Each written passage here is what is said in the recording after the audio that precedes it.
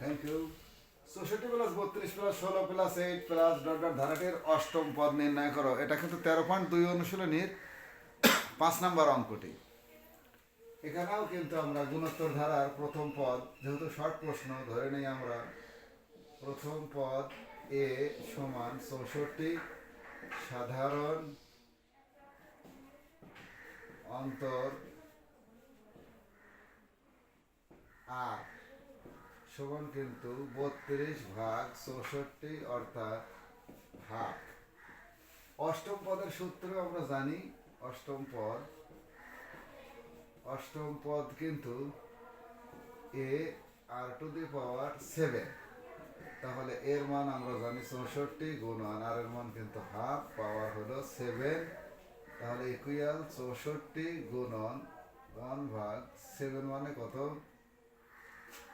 6 দিলে হবে 128, অর্থাৎ হাফ অ্যান্সার।